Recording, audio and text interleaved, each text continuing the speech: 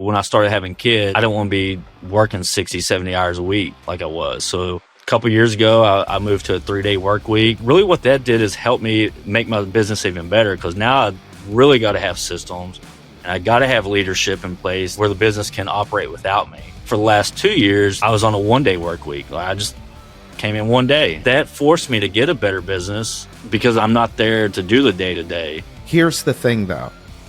You built a business that serves your life. Everybody listening, make no mistake, that is the only reason your business exists, is to serve your life. Welcome, everybody, to another episode of the Wealthy Contractor podcast. This is Brian Kaskavalcian, and I'm here today with Chris Carey from Windows Direct and Baths Direct. Chris, good to see you. Thanks for having me on. Excited to be here and, have a good conversation. Awesome. Thanks for being here. So give everybody we always start off the same way. Give everybody your 2-minute, 3-minute backstory. How'd you get into this business and where are you at today? It's interesting. I've never really done anything else other than home improvements. My dad had a small home improvement company growing up, started working on the job site when I was probably 13 or 14 during the summers and even on weekends. So kind of got in it that way. And when I moved and went off to college, I did a few other things. But after college, I ended up actually taking a job at one of the largest home improvement companies in the country as an installer. So I installed for a while. Interesting. Always wanted to be in sales. I went to college, didn't want to go to college to be a window installer, right? Or a siding installer. So it's like, let me sell. And, like a lot of business owners, they blew me off. They didn't think I was, an installer turning into sales wouldn't be successful, or just they didn't think it would fit. Right. So, they were going to open up another location in Cincinnati. Never in my life been to Cincinnati, but it was an opportunity. And it's like, man, when you're young, you just want someone to give you an opportunity. And I'm like, hey, we're going to open this up. If you want to be the first sales rep. A couple weeks later, I was up here staying in a weekly stay, starting sales. So I took that chance and never looked back, really. And I was there for about 6 years before it was time for me to, do my own thing. So, and here we are 10 years later. Yeah. So tell me about Windows Direct and Bath Direct. You're out of Cincinnati. You didn't leave. Yep. Didn't leave. Thought about it, but ended up starting in Cincinnati in 2014, and the first year in business, did about $1 million in revenue. I think I made like $4,000. Like we were doing stuff, but, there wasn't much left at the end. And, you made one classic mistake. You didn't pay yourself sales commissions. I did not pay myself. I mean, I did the install for the first, 30, 60 days. Wow. I did sales I never paid myself a dime. It was like, cause I started with $6,400. So it's like, that's, that's nothing, So It's like every dollar I would make from a job, I had to leave it in the business account because, otherwise we wouldn't have survived, So, just had to steamroll that profit and reinvest it. And at the end of the year, there was nothing left. But, right after that, 2015 was a pretty big year for us. It's like, we went from 1 million the first year to year 2, we did 3 million. Wow. And, there was a nice chunk left over at the end. So yeah, we just kept growing ever since. Here we are 10 years later. In 2018, I started the bath business. And, it's been going well as well. So, we'll do about 18 million this year in sales, and, it's been good. So between the two. Yeah. We'll do, good for you. Do 11 million in windows, 11, a little over 11, and, 6.5-ish in baths. So nice. Good for you, man. And super profitable. Yeah. I mean, we're, some years better than others. We're not, like I said, I come to your events all the time, and, that's great motivation. You see people on stage making 20%. One of my mentors very early on, he helped change my business, Bob Quillen, which, spoke at your thing. Hmm. And, that's obviously he had a great business. We're not 20% profit, but, we're working to get there. So, Well, good. No, as long as you're in that ideal range, it's good. Okay. So, and you've got two locations. You've got Cincinnati and you've got Louisville.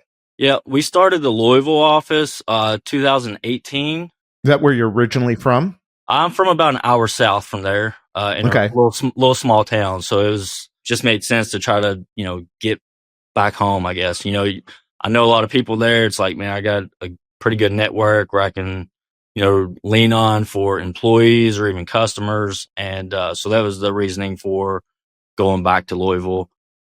And that location has been great for us. I mean, it's, the satellite offices can be very, very profitable because it doesn't require a whole lot of, you don't need a bunch of employees there, so it's like Right. you just lean on the resources from one location to support the satellite. So that second location's been great.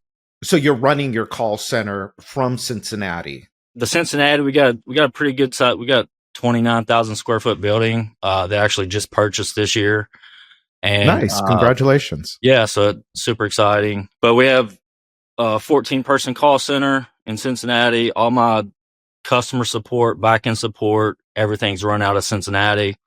The Louisville location literally just houses the sales reps. We have a little small showroom and my production team that's local there. So Yeah, wonderful, man. So how did you, it's interesting that you come from both sides of the business. You come from the install side and the sales side. Usually it's one or the other. What made you good at sales? Actually, I think I probably generally don't have a good personality for sales. Like I'm more of an introvert. Like I really am. Like, Yeah. but it's funny when I get into the house with a customer, it's like showtime for me. Like my personality in the house is completely opposite of what I am naturally. So I think it's just like I said, I know it's time to, well, for one, when you start a business, like you got to get good at it or you're not going to, I mean, sales drives everything. You can be the best installer in the world, but if you can't sell the project, you don't have nothing to install. So you have to adapt. But, it's funny because I was about $3.5 million before I really started networking with other people in the industry. I met Bob in a Facebook group. Mm-hmm. And went and visited his shop, and he's like, well, what kind of sales system do you use? And I'm like, what's a sales system? Yeah. Because the company I worked for before, it was, low price. Go stand on the window, blow torch it, and give them a low price, and you sold. And it's easy because you're cheap, And that first year we didn't really make much money, is because it's like that's the model I knew. So it's like I'm trying to do that model, and it's like there's just nothing at the end. Low prices will kill you in this business. Exactly. If you don't know how to price a job in this business. So I met Bob and went to visit his place for a week. I brought 2 new sales reps that I hired. We went up there for a week sales training. He taught me a 10-step sales system. That was the first experience I had with any kind of like structured sales system. And he's like, dude, you got to raise your prices. So we learned the sales system. We went back, raised our price 30%. And the very next day, like instantly. And half my salespeople were freaking out. They're like, we're going to go out of business. We can't do this, blah, blah, blah. And I ran the very first appointment, ended up selling the job for $15K that we would have been $10K yesterday. And I just brought the contract back. I'm like, look, here it is. This is what we're going to do. Yeah, I'm going to point something out to the listener right now. So what he had to do was one of the hardest things you will do in your business. But once you do it, it'll change your life. Because if you don't have a step selling system in this business, it's going to be very difficult for you to sell value, not price. We've talked about this here 100 times. And, the big players all know this. So they're not hearing anything new, but it's for those listeners that are still stuck, because once you get to that $1.5 million, you're the one that's, as the owner, you're the one going and selling all of that stuff. And, you can't scale that. You'll be stuck there because you have 2 full-time jobs. You have one job going and selling, running leads, and then you've got another job trying to manage this business and grow a business. The only way you grow is by installing a sales system that you can now go and teach other people how to do. Then you got to raise your prices so that you can afford all of this stuff. Because now you got to go market. Now you've got overhead. And now you got to go be a leader. And what'll happen too is what Chris said. Your salespeople will revolt because they will not, because for them, it's about price, price, price. It's not about the price with the consumer. It's about the price in their heads. And if you let them win, you're done before you even gotten started. And so everybody I know that's gone past that has had that attitude that Chris had, was that, look, and I like that you went and sold the first deal. It's kind of like the movie, the Top Gun movie, the new one, the Maverick movie. Everybody's saying, "Oh, that's impossible, we can't do it, we can't do it." And he had to go and show them, well, wait a minute, it can be done. And so that's what you did. You went, you showed them, yeah, it can be done. So that's I just wanted to make that point to the listener, to anybody that might be stuck wherever you are in your business. If you're stuck and you need a selling system, a good one, and then you need to raise your prices. Raise your prices. Yeah, I mean, we were, like I said, that first couple of years, we probably had about a 40% gross margin, and that was before paying salespeople. Like there was nothing. Like I said, it was, but I didn't know any better. I was making my price based on what the other company was charging versus what we needed to be to have a good business. And now we're, before or after sales reps and after financing fees, credit card fees, we're just over 60% gross margin. So, so I mean, like I said, the good thing about, or the necessary thing about a sales system is, it's easier, easy to train. Like you can't train if you don't have something to train by, unless you're just, this person's going to be doing this thing, this sales rep's going to be doing it another way. And then what it does is it really ties whoever's doing the training down. Like you got to spend all this time like going over each individual thing, or, spending a full 2 weeks, like every minute trying to train someone, versus if you have a system, you can have training documents or training modules to where it doesn't take every single second of the trainer's time. So, yeah. Also, that's how you create consistency. That's how you create predictability. And that's how you run your business by numbers.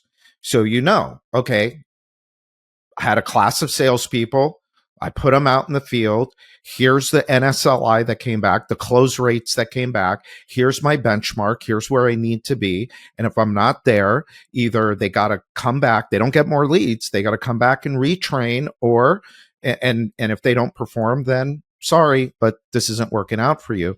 It's shocking how many people don't have those numbers. Well, they have the numbers, but they don't hold the team accountable. They'll keep giving leads to a low performer. Well, I got to keep him busy. No, you don't. Who said that? Who put that idea in your head? You got a business to run. It's not about him. It's about the whole business. So just because you're trying to appease one person, now you're hurting everybody else in the organization because you have a low performer on your sales team. And that's a difficult thing for small businesses, because a lot of times the owner is the one that's managing that team, and they might bring in their cousin or their brother-in-law. So it's like, you got your brother-in-law, which, I mean, I don't have my dad works for me actually. And thankfully, it's funny because I worked for him growing up. Now he works for me and he's in sales, but thankfully he's one of our best closers. So it's like, good. You don't have to fire that him. Conversation, so. It's funny you say that, because the other day we're kind of working on our Success Society platform for next year. And one of the things that we're going to include in there is how to fire employees. Yeah, it's tough. How to fire employees. It's hard. I hate it.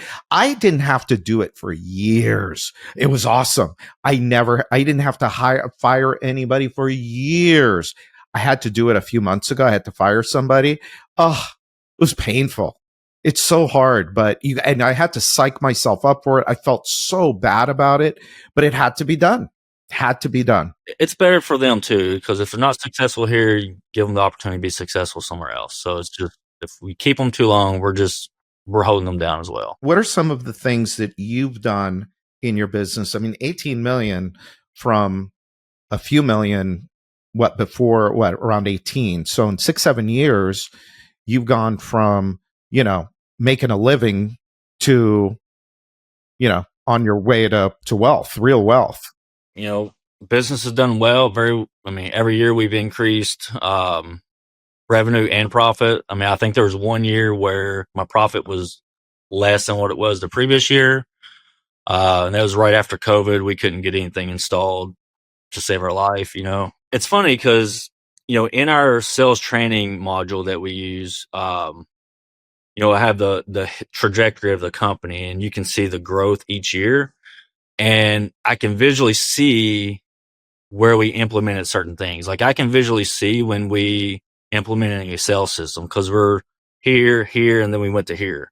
Yeah. And I can visually see, around that, I think $11 million mark. We're 11-ish million for 2 years in a row, which, we've grown 30% basically every year. But I can see where, we didn't grow because we wanted to fix things. Like we're just growing. Don't have a clue what I'm doing. Like I don't have really a whole lot of people to lean on. Didn't really go to any industry events. I just, was winging it the whole time. But you can see the levels of jumps whenever we started creating systems and putting leadership in place. So just trying to empower our people to make decisions and be a leader has been, it's been tremendous for our business, because now we can push for growth, but also not be a complete mess on the back end, So, which, like I said, first few years, I'm just like, I had these big aspirations, like, oh, I'm going to get to $50 million. And it's like, I don't know what the heck I'm doing, but I wanted to, so it's like, that's what I'm trying to do. So it's like sales increase, we got some customer issues. So, but we just kept going until we could really kind of hone in on systems for, the production side systems, sales systems. You can see visually on our growth chart where we implemented a call center, because once we started implementing these things, like it was much easier to get to different levels. So I want to break out two things from what you just were talking about. The first thing is you had that $11 million 2 years in a row. I think that there's nothing wrong with saying, okay, next year we're going to focus on tightening up our systems and increasing our profitability, even if we only do the same level of business. Now, when you did 11 million the first year, was there a profit issue there, or were you still very profitable? 11 million. The first one, I want to say we were probably close to about 8 to 9% profitability. Okay. So not terrible. Not amazing, but right. So I wouldn't necessarily say it was a profitability issue. It was just operationally, everyone's running around crazy trying to put out fires here, fires there. Just didn't have a whole lot of like structured leadership structure. I didn't even have a formal call center at that point. Just office people were answering the phone when people called in. So there's a lot that needed to be fixed, right? And some of that stuff's fine when you're smaller, but as you get bigger, now it's amplified tremendously. Especially when you start to get up 10 million plus, it's a whole different animal. It's a whole different animal. So it's at the point, it's like, well, I'd be scared to do more business at this pace. I might, The mistake that a lot of people make is they just keep pushing. They keep growing, and they'll go 11 million. Then they'll go, okay, well, we've been growing 30%, so we should grow 30% next year, and forget about profit. Forget if the wheels fall off. Forget if we don't have the right tight system. I just want to see 14 million next year. And that's not the way to do business. I don't know. I can't count how many people I've told, don't even grow your business. If you have to, scale it back a little bit, but tighten your systems up and make more money. You want to make extra money. Don't put on extra revenue. It's so much easier to fix the bottom line than it is to add to the top line. Adding to the top line is hard work, but fixing profitability is actually much simpler than that. The other thing that you said in there was that you started seeking out help from other people. Obviously, I'm a huge, believer in that. That's what we're doing here. I was just talking with Brian Gottlieb, and we were talking about that, how back in, 15 years ago, we didn't have all of these. We didn't have podcasts. We didn't have all this stuff on YouTube. The playbooks weren't out there. You would have to, you would go and either hire a consultant for a crazy amount of money every month, or you would maybe go to an industry event, or you would run into somebody somewhere and say, hey, can you help me? But a lot of people today, it's like, wow, there's so much information out there. There's almost no excuse not to be profitable, except for, and this is going to be my point here, is you had to learn how to be a leader. So you started as installer, you went to salesperson, then you went to business owner, then you went to business owner doing everything. Then you started to transition out of that and start bringing people on. But then at some point, you started bringing in other leaders. So tell me a little bit about that journey for you. 3.5 million revenue, second year in business. I was in a Facebook group. I made a comment, Facebook post. Has anyone been successful running sweepstakes campaigns at like home shows and showing events? Because you go to a home show, it's like win $5,000 of doors or whatever it is, Yeah. And everyone in the comments was like, stupidest idea ever. Right. Right. Junk leads, blah, blah, blah. That's dumb. And one guy commented and said, Chris, I built my business to 6 million in revenue off sweepstakes. Feel free to reach out. And I sent him a message for sales training, and it just completely changed my business. And since then, like I've really tried to connect with other people, go to industry events. Like he's the one that told me about Accelerate. He's like, you got to go to this event. I think it was the first one, I believe, or it could have been the second one. What year was that? The first real one was 2017. Well, no, so sorry, take that back. 2017 was like the test case. Like, can we actually pull this off?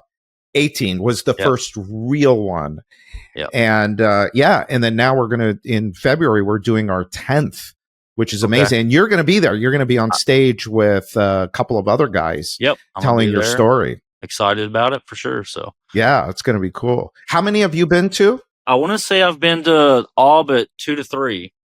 Awesome. Once I started having, a bunch of kids at home, it's like, I don't want to leave the wife. It gets harder. Babies, right. So yeah. That's kind of slowed it down a little bit, but yeah, I'm gonna bring the family to to Florida in February. It's beautiful. The place is beautiful. It looks every room. And how old are your kids? 6, 2, and 9 months. Okay, the 6-year-old is going to have a field day because not every room faces the ocean. Every single one. Nice. Okay, you can't get a bad room in this place. But this hotel has something that I haven't seen in any other hotels. I think they call it the pantry. Okay. And in the afternoon, you got to be careful because they put out these cookies, these chocolate chip cookies out in the pantry, which is on every floor. And they have like snacks and stuff there, but they put these cookies that are amazing. So your 6-year-old is going to have an absolute field day there. I'm sure he'll love that. But anyway, I digress. One of the big things that I believe is that in order for us to grow our business, for us to grow our wealth, for us to grow our ability to live life on our terms, we have to grow as a person. We have to grow as a leader.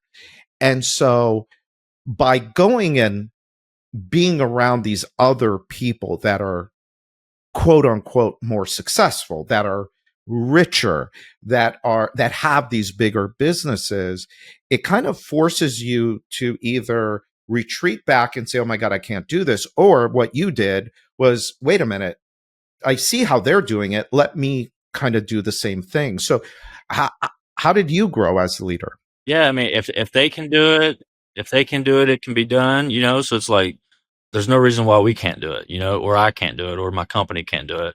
But that means you had to grow as a person. So what were some of the things that you did for yourself to grow into the leader of a $11 million business, a $15 million business, an 18 soon to be a 20 plus $1 million business? Well, like I said, for me as an introvert, I mean, I got to get out of my comfort zone, number one. So it's Yeah. like, just trying to work on the culture of the company, having a culture of winning, spend time with my team, like not only in the office, but outside of the office, hold people accountable to KPIs. But I think one of the biggest things is just being a motivator. It's really easy to, with any job, just to go through the motions and come in. It's like, got to go to work today, or you don't really like what you do. So the same thing with the sales team. It's really easy to get down when you're getting no-showed on an appointment, or you have 3 or 4 customers in a row tell you to get lost. It's really easy to get down. So you got to be a motivator, number one, and get people excited to want to work for the company and want to be there. And kind of like this book behind me here, Beyond the Hammer. We had a book study with all of our leaders. I bought a bunch for our leadership team. We studied the book. We had a good outing offsite where we discussed the book and found ways where we can implement some of the things in it in our company. So, but yeah, I'm motivated by other people, like going to these events like Accelerate. When someone gets up on stage, like that just gets me fired up. Like that pushes me to get out of my comfort level and try to become a better leader. Yeah. Yeah, I love it. Yeah, if we don't grow, the business isn't going to grow. It's just as simple as that. And a lot of people get stuck on this idea that, well, I have to get better at sales. I have to get better at this part of no. What you have to get good at is getting really crystal clear on what you want from your business. Then commit to getting it and then go make it happen. Become the person. It requires extreme discipline. It requires mental toughness because naturally you're going to want to get pulled back. I tell people, one of my best success strategies, and very few people will take me up on it, is take half a day a week outside of your business. Use that time to elevate yourself, to think, to grow. That's where you solve your big problems. That's where you go and you nourish yourself and you make yourself better. Because again, the business won't grow if you don't get better. But so few people do that because they're just running around reacting to everybody else's emergencies and agendas. And it doesn't move the needle in the business. The only thing that'll move the needle in the business is you getting out of the business. Exactly. And, speaking of getting out of the business, one of the, you don't want to be doing everything and hands in all kinds of little fires or micromanaging. One thing that, and my goals have shifted over the last decade. Like, there might be 3-4 year span where it's like, oh, I want to be $100 million company. Maybe some years I don't. Like, it's like, hey, I'm in a pretty good spot now. So one thing, when I started having kids, like, I don't want to be working 60, 70 hours a week like I was. So, a couple years ago, I moved to a 3-day work week where it's like, hey, I'm going to work 3 days a week. But really what that did is help me make my business even better, because now I really got to have systems and I got to have leadership in place where the business can operate without me. And it's like for the last 2 years, like I was on a 1-day work week. Like I just came in 1 day and I started having little kids. I want to spend time with my family, and it's like, I wanted to maximize that, but that forced me to get a better business. Because like I said, I'm not there to do the day to day. Now some of my kids are starting school. So it's like, well, I don't want to just sit at home all day. So now I'm back in the office several days a week. We're going to push to try to get to that next level and increase profitability. So here's the thing though. You built a business that serves your life. Everybody listening, make no mistake. That is the only reason your business exists, is to serve your life. And if you don't feel that way, you should not be in business for yourself. It's not about sacrifice. It's about building a business that works for you. And this is a great example of that, where I decided I have kids. I want to spend more time with my kids. Great. The business should never get in the way of that. And so what do you have to do to create a business that doesn't rely on you? This is, by the way, I'm releasing a new book soon, and it's all about this. It's all about this. It's all about helping people understand what the business's real purpose is. And it's exactly what you're saying. And I love that you said, okay, I went to a 1-day week, but now that my kids are older, now it's like, well, wait a minute. I want to go back to work. Great. You don't have to go back to work. You're doing it because you choose to do it. And that's the way to build a business. That's what the business exists for. And I love hearing these stories, and forgive me because it's fresh. You know, I've been working, I had a mad dash. Like, I don't know why I started this book 3 years ago. I got super inspired last week after, we were in Vegas for Top 500. I don't know what happened. Something tripped inside of me, and I just went to work for like 4 or 5 days straight. And I'm super excited about it because it's exactly what you just described. Hopefully I did a good job with it. We'll see. We'll see if anybody even sees it. It's got to go through Wealthy Contractors first. You know, my crew of Wealthy Contractors, they gotta give me the sanity check and tell me, yeah, this is Brian. Yeah, you could release this, and no, you can't release this. Like, that's what I did with the 7 Secrets book.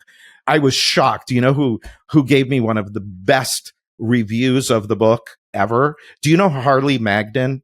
Used to be with Window Nation. Yep, sure do. Yeah, I don't know him personally, but I know him. That guy, one of the smartest operators I've ever seen, but tough guy to work with. Tough guy, nice guy. Really, like at his core, he's a really nice guy, but a tough businessman. And I sent one to him just to see what he would say. I thought he would say, "Oh, Brian, this is full of shit, blah, blah, blah, blah." But no, it was like he gave me this thing. So I got to run it through that filter first before any of you guys see it. But I'm pretty excited about. But again, this is just making my point: is if you're not building a business that doesn't rely on you, you don't have a business. You just got a really horrible job. And I wouldn't have been able to do that if I didn't develop leadership. Of course. And none of our leaders have come from the industry. Like, it was, I've tried to hire the unicorn. Yeah. It's like, oh, I want this unicorn. And it's never worked out for me. So, one of my best leaders, my operation manager, she worked in her family restaurant, and that was her only job, so brought her in as a rehash person. She crushed it. She moved to call center manager when we built a call center, and now she essentially runs the company. And young girl, and it's like, but she really, she's empowered to make decisions for the company. And, super blessed to have her in the company for sure. So it's interesting. I was talking with Kyle.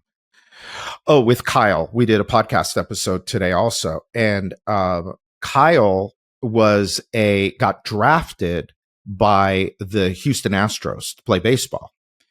And he had an injury, so he couldn't. But what we talked about, what I have found as really interesting, is that people that have played competitive sports make good employees. Yeah. Because they want to win, but you got to give them the right environment to win.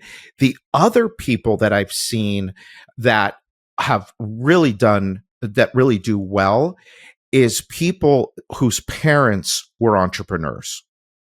So like, that doesn't surprise me that your operations manager comes from a family business, because she knows in the restaurant business, we think the home improvement business is bad or hard.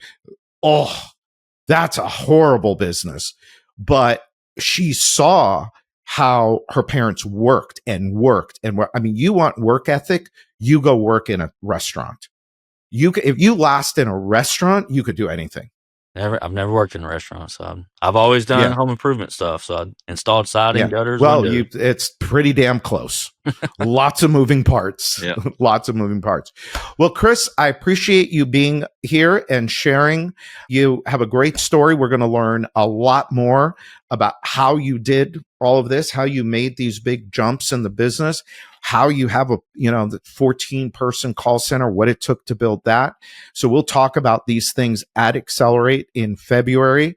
I was going to ask you, I mean, what would you tell somebody that's maybe not been to Accelerate before? They've heard me talk about it a lot, but I have a biased opinion. What would you say? Yeah, I mean, obviously there's a lot of value of the people up on stage, saying what they've done that has worked for them or how they became successful, some tips you can pick up. But really a lot of the value that I get out of Accelerate is, outside of the actual event, like the networking. I've made some great connections, people that we can bounce off ideals and ask advice from the entire year, not just, during a 2 or 3 day event. So the networking is super, super powerful. And it's unlike other industry events where, it might be people on stage just kind of pitching their service. I mean, they'll be up there speaking but it's kind of a backdoor pitch, right? Whereas Accelerate's generally people from leaders in our industry that are actually operating and running businesses. So there's no pitch at the end. Like they're really trying to give value and feedback. And the speakers are at the networking events and the lunches, and they're it's a very great way to accessible. connect. Yeah. So yeah, they're very accessible. So yeah, I mean, like I said, Accelerate's been great for me. Not only the knowledge and the workbook that comes along with it is the networking and a big room of everyone trying to do the same thing, and that's to make their business more profitable. Great. Thank you. All right. So if you're interested, if you have not reserved your seat yet, do so, because before we sell out, we are excited about this. This is our 10th annual event. If you go to accelerateevent.com, there'll be a link in the notes. If you go to accelerateevent.com, that's where you go secure your seat. To get a little extra off, if you would like a little extra discount, use the code podcast26.